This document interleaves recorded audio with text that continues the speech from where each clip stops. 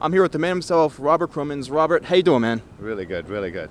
Pleasure to be here back in Jersey. It's been a few years. It has been. Everybody's so excited to see you. Everybody's so excited that you're here and your team is here. One quick question, what inspires you? I'm an eclectic guy. I can get inspiration anywhere. I'm going to be cutting hair tonight with a knife and a fork, not all in one session. Next year's coming the spoon. But if you look at it, Salvador Dali is one of my favorite artists. He said that his little mustache was like an antenna, that he could see things other people don't see. So I'm just always on the hunt for different inspirations. This year I'm using Walt Disney.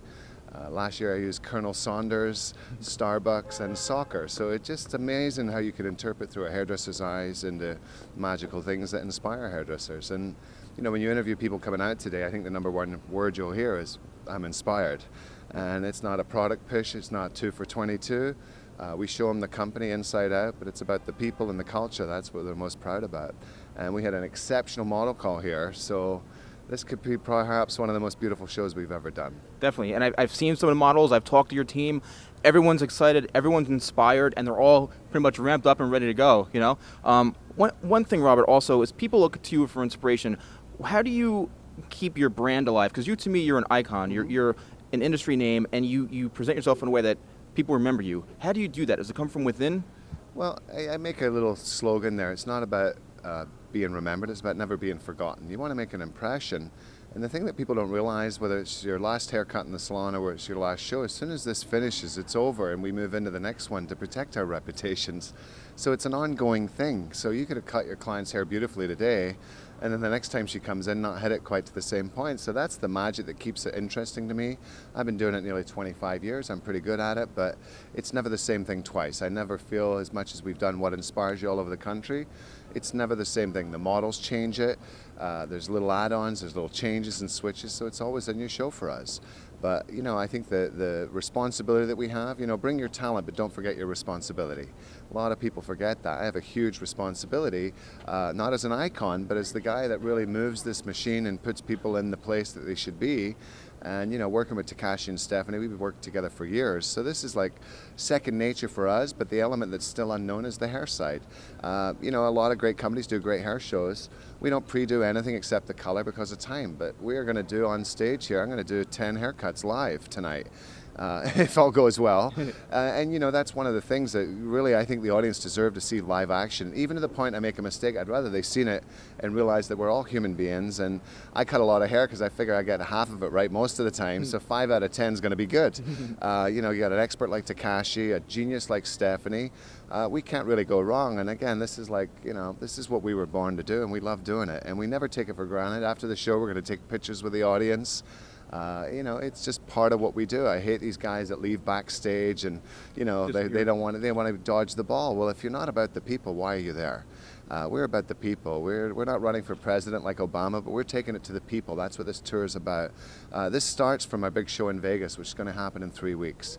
We did the show and I said to my 10-year-old son, what did you think of the show, son? He said, not enough people seen it, Daddy. You need to take it to the people. And that's really where the inspiration from What Inspires You was taking this almost synthetic Vegas experience and bringing it on the road for a 3-hour journey. People won't go pee. It is that riveting. It is that exciting, the whole journey. They're going to think it just flashed through them like your lifetime. So it's going to be a real great experience. And again, I haven't been in Jersey for a while. I came here as a kid with Jeannie, my old platform partner, many years ago. We came once for Emiliani's big victory. And, you know, we're back again to kind of take them to the next level and celebrate with them. And we got some cakes from the Cake Boss. We're golden today. Awesome, Robert. Listen, man, always a pleasure to see you. Thanks so much for everything, man. All right. And I'll talk to you soon. All right, you'll see me up there. All right, let's have some little couple photographs.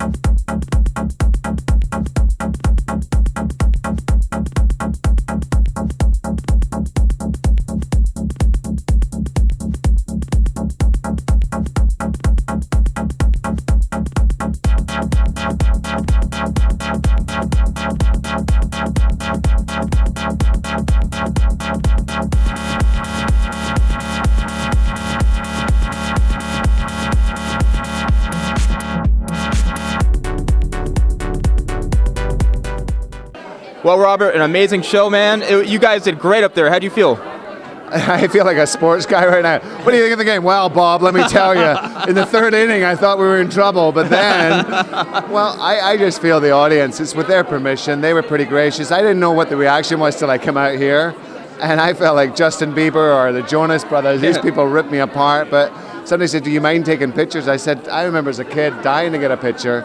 I just think it's a big part of what they take home with them. And I know people in this audience will put these pictures up on their stations. It becomes a conversation piece. So I think it's vital for that experience you take home with you. But all in all, I would say that I didn't see any complications apart. My girlfriend cut her finger backstage before I did my knife trick, but the models were exceptional. I think we talked about that before the show. Just remarkable. And you know, if you were at the backstage there watching them leave, the pictures they want to take with us, the happy girls, that's a big part of what we do. We do some strong, crazy hair, but it's on the right girl who's ready for it and can take it.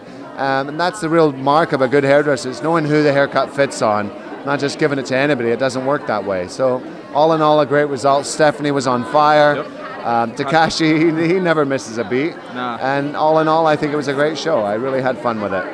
You know, it's interesting. You're a big, I mean, you almost created a take-home concept. When people think of take-home, I think of you, and I think about how you share that with people. Do you feel it's important that people take home something from what you do and what you share on stage? I think it's very important, whether it's a DVD, take Takash home with you, take Angus home with you, take the Mitch video home with you. If all I sold an audience was the DVD that gives you the information that makes you better, I'd be a happy guy. So whether it's taking a picture, taking the inspiration, taking what's in your heart, that's what they got to leave with. Because, you know, I've been to hair shows as a kid and left depleted, not feeling excited, not ready for tomorrow. For some of these people, they may only see one big show a year. So this is their mecca. So I think it's critical. So, you know, take home is an analogy of what would it mean for you to take the experience home with you. And I just think that's a big part of what we do. And, you know, we've been up here for the last hour taking pictures with the audience. Steph got on one of the school buses. That was a mistake. But, you know, it makes a big deal to the people that they wait in line, they want to have the picture, and we take every picture with honor. And I think that's the big part that they all leave with, going, I'll never forget this show.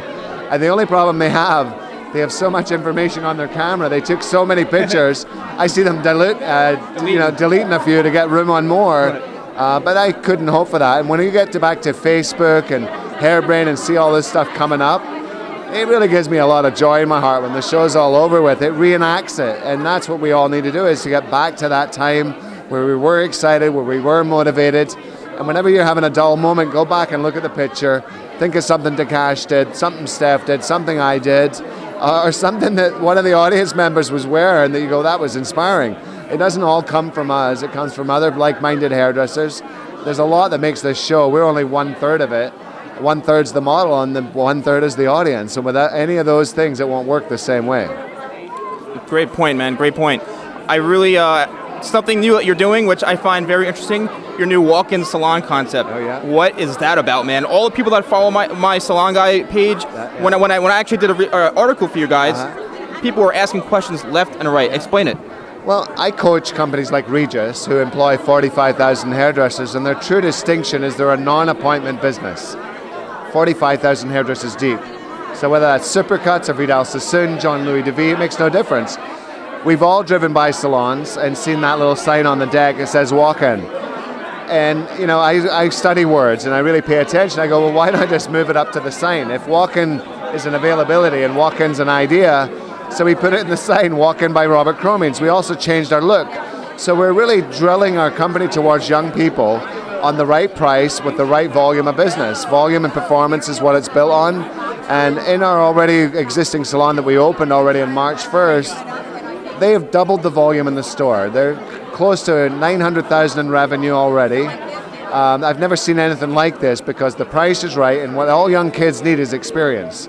So this is the best thing to make them learn. They used to serve an apprenticeship for 1.5 years. And then they change their mind and not stay in the industry or whatever. This way I can give everybody a chance. They can get their foot in the door and it's up to them. So I give them the job, we train them every week, and the concept's off the hook. And I hope to open 1,000 worldwide that, you know, is really about grooming these young kids from a Paul Mitchell school to the next level. And where they go to work after that, I don't care, because, you know, you only have them for a little while. It's like parenting. And when people move on, people do. And sometimes that's a good thing. You know, in our school network, people graduate. That's what keeps it fresh. People move on. That's by design. So the reality is this is a young company for young hairdressers to get them established, and then their career will take off from there. But the right price at the right location, that's the key.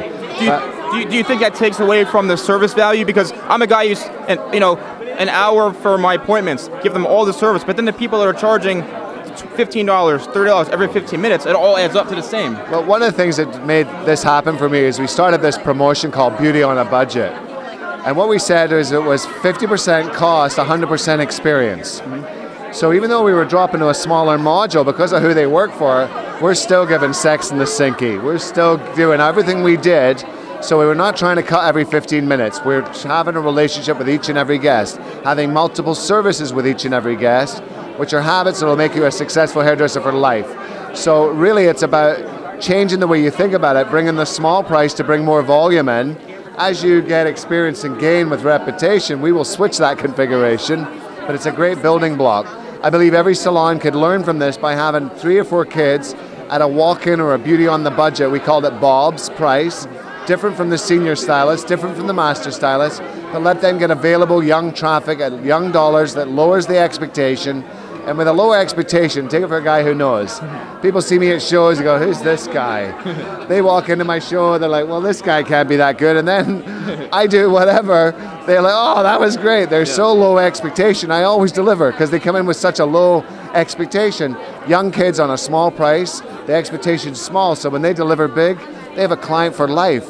So it's a real pattern of everything we do. It's kind of the alter ego of a Robert Cromeans salon. And walk-in is going to be phenomenal. We just did Vegas on the 1st of June. We've got 5 more this year we'll do, and maybe 500 next year. Wow. Small operations, 1,000 square feet. It's going to be something. And worldwide. Congratulations on that, My man. pleasure. Robert, really, it's been an honor. Great to meet you. I'm going to continue to see you around. Check out the Salon Guy. I'm all over the place. Check it out. And thanks for supporting Randy at Hairbrand. I think he's just a gentleman all the way through. Yes. And any way I can help you in the future, let me know. Thank you, Robert. Thank you, man. My pleasure. Cheers. Cheers.